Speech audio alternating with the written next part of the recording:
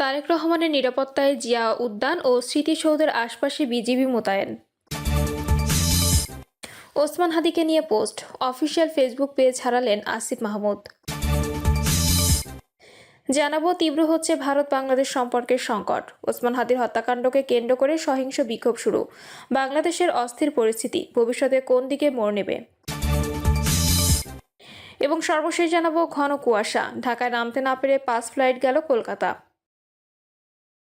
দর্শক, শুনছিলেন সংবাদ শিরোনাম, এবার জানিয়ে দিব বিস্তারিত সংবাদ।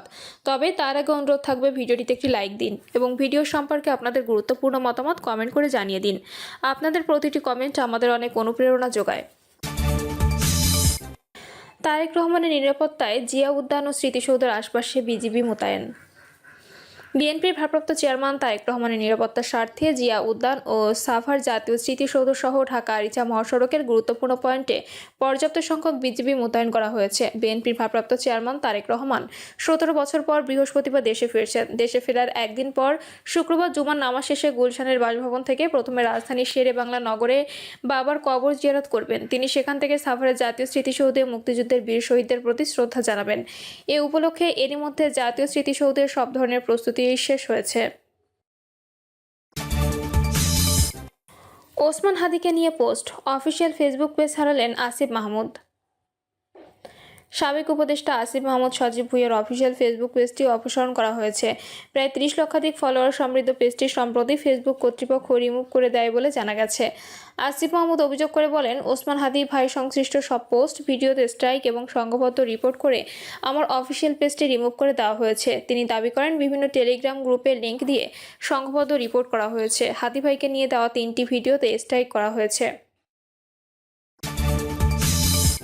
তীব্র হচ্ছে ভারত বাংলাদেশ সম্পর্কের সংকট। ওসমান হাদির হত্যাকাণ্ডকে কেন্দ্র করে সহিংস বিক্ষোভ শুরু। বাংলাদেশের অস্থির পরিস্থিতি ভবিষ্যতে কোন দিকে মোড় নেবে। বাংলাদেশে সম্প্রতি যখন সহিংস বিক্ষোভ চলছে, এরই মধ্যে সময় একজন হিন্দু ব্যক্তির হত্যাকাণ্ড ঢাকা ও দিল্লির মধ্যে চলমান টানাপোড়েনকে আরও গভীর সংকটের দিকে ঠেলে দিয়েছে। একে অপরের বিরুদ্ধে সম্পর্ক অস্থিতিশীল করার অভিযোগ তুলতে থাকায় একসময়ের ঘনিষ্ঠ ও সময়ের পরীক্ষায় উত্তীর্ণ দুই প্রতিবেশী দেশের সম্পর্ক মেরামত অযোগ্য হয়ে পড়ছে কিনা তা নিয়েও প্রশ্ন উঠেছে। একটি হত্যার ঘটনাকে কেন্দ্র করে ভারত হিন্দু জাতীয়তাবাদী গোষ্ঠীগুলো বিক্ষোভ শুরু করেছে। নিহত 27 বছর বয়সী দীপু চন্দ্র দাস বাংলাদেশের হিন্দু সংখ্যালঘু সম্প্রদায়ের সদস্য ছিলেন। ধর্ম অবমাননার অভিযোগ তুলে গত সপ্তাহে ময়মনসিংহের এক দল লোক তাকে পিটিয়ে হত্যা করে।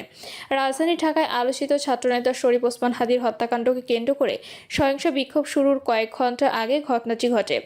হাদির সমর্থকদের অভিযোগ, হাদি হত্যার প্রধান সন্দেহভাজন ব্যক্তি হচ্ছে ক্ষমতাচ্যুত প্রধানমন্ত্রী শেখ হাসিনার দল আওয়ামী লীগ। যোগসূত্র আছে এবং তিনি ভারতে পালিয়ে গেছেন, যা মুসলিম প্রধান বাংলাদেশে ভারত বিরোধী মনোভাব আরও উস্কে দিয়েছে। তবে বাংলাদেশের পুলিশ জানিয়েছে, সন্দেহভাজন ব্যক্তির দেশ ছাড়ার বিষয়ে কোনো নিশ্চিত কোনো তথ্য তাদের কাছে নেই। সাম্প্রতিক সময়ে দক্ষিণ এশিয়ার প্রতিবেশী দেশ দুটি দিল্লি সহ কয়েকটি শহরে ভিসা সেবা স্থগিত করেছে এবং একে অন্যের বিরুদ্ধে কূটনৈতিক মিশনগুলো পর্যাপ্ত নিরাপত্তা নিশ্চিত করেছে ব্যর্থ হওয়ার অভিযোগ তুলেছে। নিরাপত্তা সংক্রান্ত উদ্বেগ জানাতে দুই দেশই হাইকমিশনারকে তলব করেছে।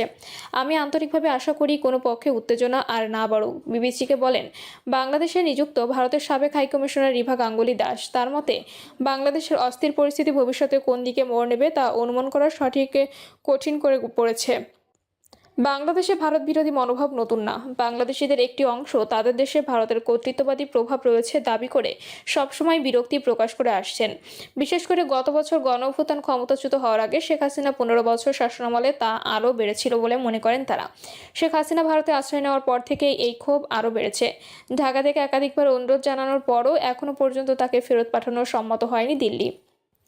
হাদির হত্যাকাণ্ডের পর কয়েকজন তরুণ নেতার ভারত বিরোধী উস্কানিমূলক বক্তব্য নিয়ে খবরও প্রকাশিত হয়েছে। সম্প্রতি ঢাকায় বিক্ষোভকারীরা ভারতীয় হাইকমিশনের দিকে মিছিল নিয়ে গেলে বাংলাদেশের নিরাপত্তা বাহিনীকে তাদের ঠেকাতে হয়েছে। গত সপ্তাহে চট্টগ্রামে ভারতের সহকারী হাইকমিশন ভবনে একদল লোক পাথর নিক্ষেপ করলে দিল্লিতে তীব্র প্রতিক্রিয়া সৃষ্টি হয়। এই ঘটনায় জড়িত সন্দেহে পুলিশ 12 জনকে আটক করলেও তাদের বিরুদ্ধে কোনো অভিযোগ না এনে ছেড়ে দেওয়া হয়। এর প্রতিক্রিয়ায় ভারতে পাল্টা সমাবেশ অনুষ্ঠিত হয়। দিল্লিতে বাংলাদেশের কূটনৈতিক মিশনের বাইরে একটি হিন্দু গোষ্ঠীর বিক্ষোভে তীব্র আপত্তি জানিয়ে একে অযৌক্তিক বলে অভিহিত করে বাংলাদেশ। সাবেক জ্যেষ্ঠ কূটনীতিক হুমায়ুন কবির বলেন, দুই পক্ষের মধ্যে এই ধরনের সন্দেহ ও অবিশ্বাস আমি আগে কখনো দেখিনি। তার মতে প্রতিষ্ঠিত কূটনৈতিক রীতিনীতি অনুযায়ী উভয় দেশেরই কূটনৈতিক মিশনের নিরাপত্তা নিশ্চিত করা উচিত। বাংলাদেশে পোশাক কারখানার কর্মী দীপুচন্দ্র দাসকে নির্মমভাবে পিটিয়ে হত্যার ঘটনা ভারতে ক্ষোভ আরও বাড়িয়ে দিয়েছে। নবী মোহাম্মদকে অবমাননার অভিযোগে একদল লোক তাকে পিটিয়ে হত্যা করে। পরে তার দেহ একটি গাছের সঙ্গে বেঁধে আগুন ধরিয়ে দেওয়া হয়। এই হত্যাকাণ্ডের ভিডিও সামাজিক যোগাযোগ মাধ্যমে ব্যাপকভাবে ছড়িয়ে পড়ে, যা সীমান্তে দুই পাশে তীব্র ক্ষোভের জন্ম দেয়। নোবেলজয়ী মোহাম্মদ ইউনূসের নেতৃত্বাধীন বাংলাদেশ অন্তর্বর্তী সরকার জানিয়েছে, নতুন বাংলাদেশ এ ধরনের সহিংসতার কোনো স্থান নেই। হত্যাকাণ্ডে জড়িত কাউকেই ছাড় দেওয়া হবে না, এমন আশ্বাসও দেওয়া হয়েছে। দীপুচন্দ্র দাস হত্যাকাণ্ডের সঙ্গে জড়িত থাকার অভিযোগে 12 জনকে গ্রেপ্তারের কথা জানিয়েছে বাংলাদেশি পুলিশ। বিশ্লেষকদের মতে এই হত্যাকাণ্ডের ঘটনায় বাংলাদেশে আবারও সংখ্যালঘু ও অধিকার কর্মীদের নিরাপত্তা নিয়ে প্রশ্ন উঠেছে। শেখ হাসিনার পতনের পর ধর্মীয় মৌলবাদীরা আরও আত্মবিশ্বাসী ও অসহিঞ্জু হয়ে উঠেছে বলেও মনে করছেন তারা। কট্টর ইসলামপন্থীরা শত শত সুফিদের মাজার ভাঙচুর করেছে, হিন্দুদের ওপর হামলা চালিয়েছে, কিছু এলাকায় নারীদের ফুটবল খেলতে বাধা দিয়েছে এবং সঙ্গীত ও সাংস্কৃতিক অনুষ্ঠানও কমিয়ে দিয়েছে। গত এক বছরে বাংলাদেশে বাড়তে থাকা গণপিটুনির ঘটনা নিয়ে মানবাধিকার সংগঠনগুলো গভীর উদ্বেগ প্রকাশ করেছে।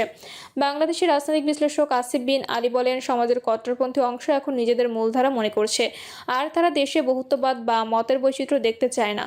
এই চরমপন্থী গোষ্ঠীগুলো মানুষ ও প্রতিষ্ঠানকে ভারতপন্থী আখ্যা দিয়ে অমানবিক করে তুলছে।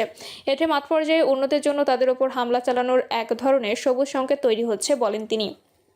বাংলাদেশের অনেকের ধারণা, গত সপ্তাহে দুটি পত্রিকা, অফিস, ডেইলি স্টার ও প্রথম আলো এবং একটি সাংস্কৃতিক প্রতিষ্ঠানকে ভারতপন্থী আখ্যা দিয়ে ভাঙচুর ও অগ্নিসংযোগের ঘটনা চরম ইসলামপন্থীরাই জড়িত ছিল। সাম্প্রতিক সহিংসতা ঠেকাতে ব্যর্থ হওয়ায় অন্তর্বর্তী সরকারের সমালোচনা করেছেন সামাজিক অধিকার কর্মীরা। বিক্ষোভ শুরুর আগেও রাজনৈতিক অস্থিরতার মধ্যে আইন শৃঙ্খলা বজায় রাখতে না পারায় সমালোচনার মুখে পড়ে এই সরকার। অশোক সোয়াইন সহ একাধিক বিশ্লেষকদের মতে, দুই দেশের ডানপন্থী নেতারাই নিজেদের স্বার্থে উস্কানিমূলক বক্তব্য দিচ্ছেন, যা উত্তেজনা ও জনরোষ আরও বাড়িয়ে দিচ্ছে। সুইডেনের উপসালা বিশ্ববিদ্যালয়ের শান্তি ও সংঘাত গবেষণার অধ্যাপক অশোক সোয়াইন বলেন, ভারতের গণমাধ্যমের একটি বড় অংশ বাংলাদেশে ঘটে যাওয়া ঘটনাগুলো অতিরঞ্জিত করে উপস্থাপন করছে এবং দেশটি সাম্প্রতিক বিশৃঙ্খলার দিকে ধাবিত হচ্ছে বলে দেখাচ্ছে। মানুষের বোঝা উচিত, বিশেষ করে ভারতের উত্তর পূর্বাঞ্চলের নিরাপত্তার জন্য বাংলাদেশের স্থিতিশীলতা অত্যন্ত গুরুত্বপূর্ণ, বলেন তিনি। ঢাকায় অন্তর্বর্তী প্রশাসন নিয়ন্ত্রণ ও বৈধতার ঘাটতি নিয়ে সমালোচনার মুখে পড়ায় একটি নির্বাচিত সরকারই যে বাংলাদেশের অভ্যন্তরীণ ও পররাষ্ট্র চ্যালেঞ্জ মোকাবিলায় বেশি সক্ষম হবে, এ বিষয়ে ব্যাপক ঐক্যমত রয়েছে। বাংলাদেশে 12ই ফেব্রুয়ারি নির্বাচন হওয়ার কথা রয়েছে, তবে ততদিন পর্যন্ত আরও সহিংসতা এড়ানোই মোহাম্মদ ইউনূসের জন্য সবচেয়ে কঠিন চ্যালেঞ্জ।